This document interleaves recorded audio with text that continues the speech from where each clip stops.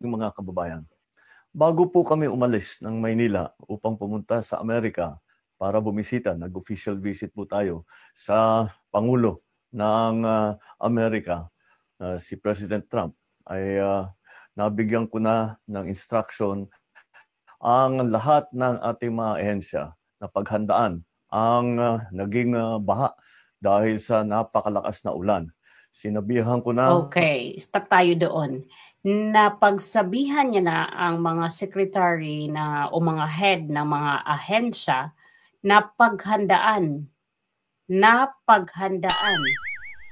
ang naging pagbaha. Hindi ko alam kung mali lang siguro yung pagkakasabi ni PBBM dito sa kanyang statement na paghandaan ang naging pagbaha. Medyo hindi ko dyan magets. So paghahandaan pa lang yung naging pagbaha. So bumaha na kasi 'di ba? Bumaha na. Tapos ang instruction niya, paghahandaan pa lang ng mga cabinet secretaries.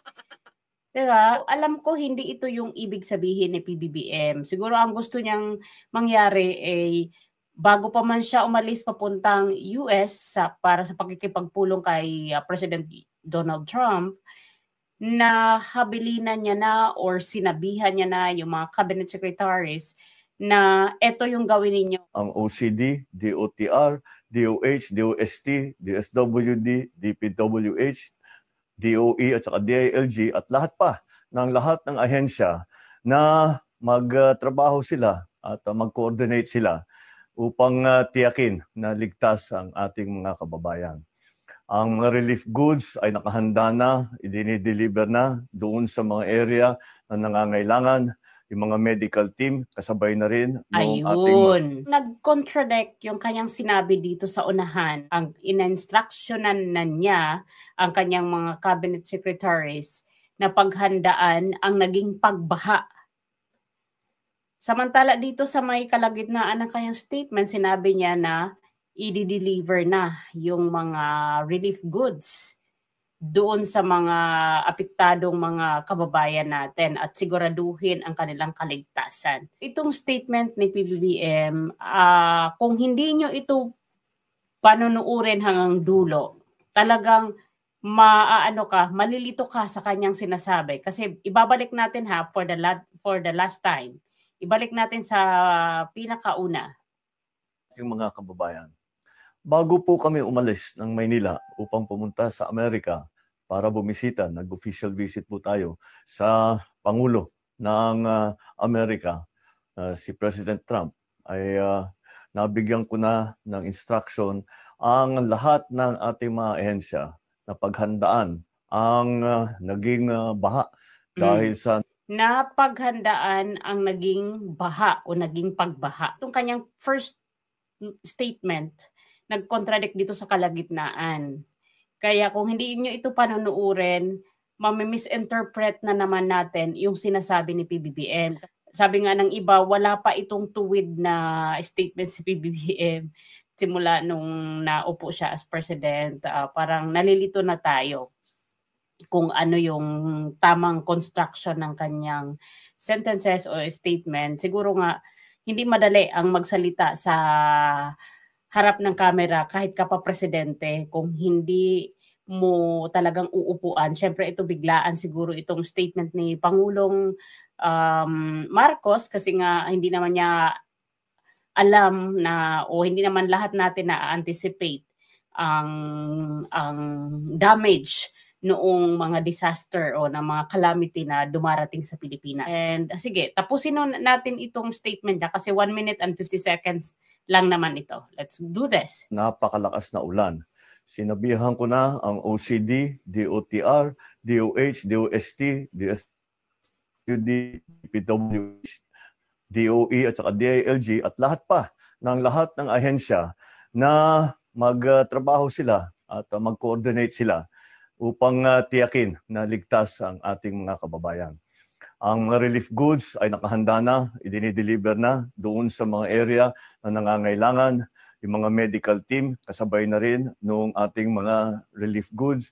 At tinitiyak natin na merong transportasyon siyempre ay tinitiyak natin na may sapat na supply ng tubig, sapat na supply ng kuryente, at lahat ito ay para sa pangangailangan ng mga naging biktima nitong pagbaha at malakas na ulan. Pakiusap ko lang po sa inyo ay pakinggan nyo po ang mga sinasabing advisory ng inyong LGU, ng national government, at pakisundan lang po para naman matiyak natin na hindi kayo malagay sa alanganin. Nandito kami lagi upang magbigay ng lahat ng serbisyo na kailangan sa harap ng hamon ng climate change. Siguraduhin natin mas lalo pang mapalakas ang kakayahan ng pamahalaan na tumugon sa ganitong klaseng sitwasyon.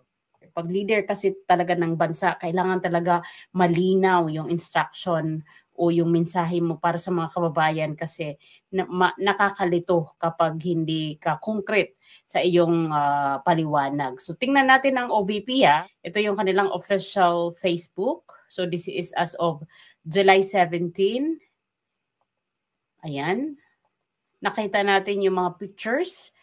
Ayan, OBP naghahanda sa paglawig ng libreng sakay, operational hours para sa tag-ulan. So, July 17, meron na silang statement. Kailan tumama yung pagbaha o pag-ulan? Kahapon? Ayan, sa hakbang natulungan ang mas maraming Pilipino commuters ngayong papalapit na tag-ulan.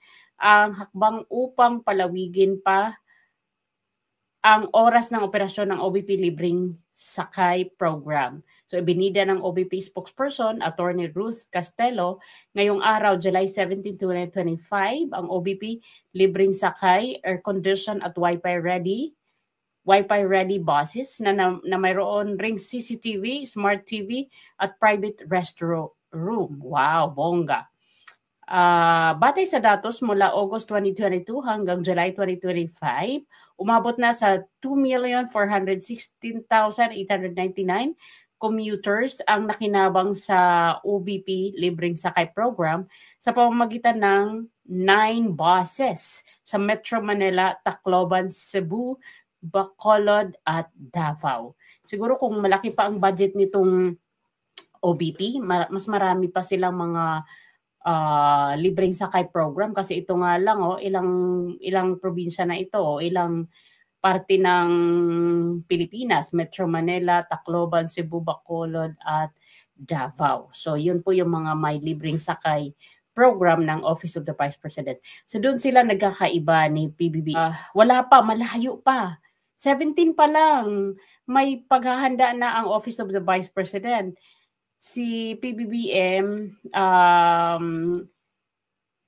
ngayon tumama na yung bagyo, yung baha sa Pilipinas, saka pa lang siya nag-i-instruction na paghandaan. At guys, gusto ko po magpasalamat sa inyo doon sa panonood ninyo doon sa previous vlog. So, yun kasi I credit to Ka Eric dahil siya talaga yung nagsiwalat unang-una. On the way pa lang to the US si PBBM, may mga na talaga siya, may mga vlog na siya tungkol doon sa purpose o pakay ng pagkikita ng US President at saka yung presidente natin sa Pilipinas. Kung kayo po ay nanonood, doon po sa kay Ka Eric Celis vlog, doon po kayo makakapanood ng kompleto o kung konkretong report o mga paliwanag kung ano ba talaga yung pakay.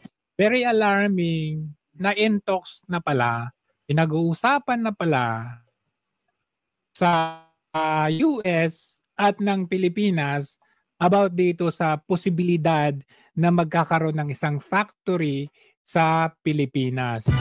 Alamin natin kung ano ito. Napakadelikado talaga itong ginagawa ni Marcos sa administration nito. Tila baga isinusulong tayo sa isang delikadong lugar, delikadong bansa. Ewan ko, anong pinaggagawa ng administration na parang ipinagkakanulo na lang ang Pilipinas. Panoorin natin ito. On discussions on how we can support with the United States, our major ally. At the same time, also, I think President Marcos would like to see how we can work with the United States and other countries that have the same mindset as far as the West Philippine Sea is concerned. So it'll be on those general subjects of discussion. So, ang premise dito is yung West Philippine Sea. In short, yung defense natin. Well, I think that the first step that was taken was that the U.S. Congress has approved the production of ammunition in the Philippines. Oh my God. U.S. Congress, pinag-uusapan na nila ang pag-approve dito sa pagkakaroon ng, anong sinabi mo? Obviously, we're open to that one. Production of ammunition. Production of ammunition. U.S. Congress has approved the production of ammunition in the Philippines. Obviously, we're open to that one. Because open to that one. Bago natin ituloy yan. Nako. Guys, production of ammunition. Naku po. Medyo... Guys, gusto ko kayo bitinin dyan. Panuorin ninyo ang buong vlog doon kay Jojo De Guzman. Ayan o. Jojo De Guzman Connect TV. Kasi mahina ang signal ko pag nag-share kasi ako sa StreamYard ng slide o any reference. Nagbo-blurry po ako or nagsa-choppy. So, yan yung nakakainis sa vlogging career. Kasi kaya nga ako tinatamad na magdaldal sa camera kasi hindi po talaga ako nakaka-benefit ng magandang Wi-Fi connection dito sa 3rd floor. Kasi nasa 1st floor yung main Wi-Fi.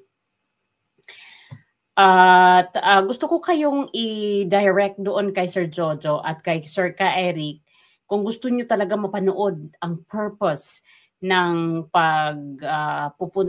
pag-visit o ng reciprocal agreement ni o yung pipirmahan ni PBBM na agreement nila ni US President Trump tungkol sa yung kanilang benefit ng bawat isang bansa.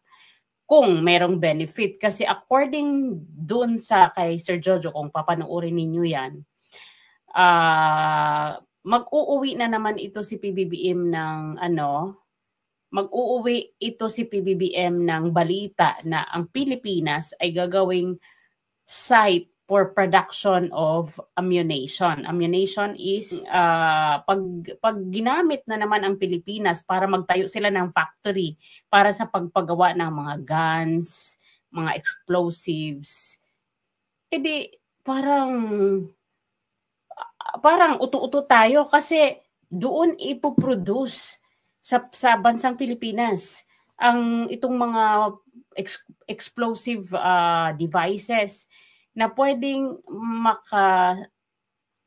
magdelikado ang ating bansa kasi syempre pag doon ginawa ang factory ng paggawaan ng mga bangbang, anong gagawin ng ating neighbors like yung China, yung Thailand, yung Malaysia, yung Vietnam? Di ba sila, mag-react or baka maalarma sila, naku po, ang Pilipinas malapit ang paggawaan ng mga bangbang. Malapit sa atin, kailangan maghanda tayo. Ito yung personal, ko lang to personal kong understanding na kung sakaling gamitin, lalo pat meron tayong hidwaan sa ating kapitbahay na China. So kapag nalaman ng China ito, pwede silang mag-create ng imagination na maaaring mangyari yung worst pa na hidwaan ng Pilipinas at ang China kasi doon na gagawin ang mga bangbang sa atin. Okay, ito ay magbe-benefit ng trabaho kung Pilipino ang i-hire. Imposible din kasi na Filipino ang i-hire nilang mga laborers. Ang kasi dito is dapat expert sa paggawa ng bangbang o di ba parang pinapain na rin natin yung sarili natin na mapalapit sa peligro kasi syempre pag natuto na rin yung mga Pilipino magawa ng bangbang tuwing meron silang mga kaalitan, madali lang gumawa, madali lang tapos gagawa ka na lang ng sarili mo na pwede mong gamitin sa mga hindi mo kasundo. Yung parang ganun. Pero imposible kasing Pilipino ang i-hire dito. Siyempre, mga nationality pa rin nila. Kaya lang sa Pilipinas lang gagawin para kunyari meron silang na itutulong sa atin sa Pilipinas. So para sa akin, parang magbibigay lang din ito ng problema kasi una, ang EDCA ngayon na tagbaha tayo, tag-ulan, wala tayong naririnig na meron na mga tumutulong na mga kano sa pag-rescue ng ating mga kababayan na naapektuhan ng malalim na pagbaha at malakas na pag-ulan. Meron ba tayong naririnig na mayroong mga kano na tumutulong sa rescue? Di ba? Wala. So anong purpose ng EDCA doon sa atin? Di ba? Ito siguro, totoo nga siguro itong kay Eric isiniwalat. Siguro magbe-benefit lang nito ang mga kano, pero tayo hindi. Kaya nga 'di ba naalala niyo si PRRD, hindi siya basta-basta sumasabak sa mga ganitong noon ngang hindi ko na gaano ma-recall yung minura niya yung dating president, si Obama, 'di ba? Kasi hindi pwedeng maging uto-uto tayo sa sasabihin ng mga leader ng ibang bansa. Kaya si PRD, wala siyang pake, 'di ba? Ang Canada nung nagtapon sa atin ng barko-barkong basura. 'Di ba?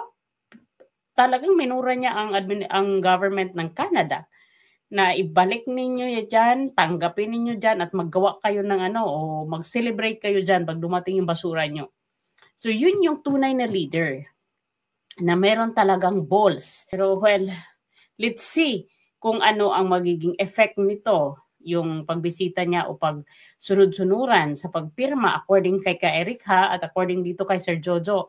Kung mapapanood nyo lang yan kasi hindi nga ako makapag-share, nakakainis tong aking signal, hindi ko ma-share dito sa ating screen. Pero yun po yung personal assessment ko na medyo magdidelikado po tayo kasi nga ang EDCA wala naman na itutulong sa atin ngayon. Hindi naman tumutulong yung mga personnel o yung mga military na naka-base para man lang mag-rescue, di ba? Wala tayong naririnig na, mga EDCA, militaries, nandito nagre-rescue sa mga nasa lanta. So, wala po. Tahimik na yung balita doon sa mga Afghanistan.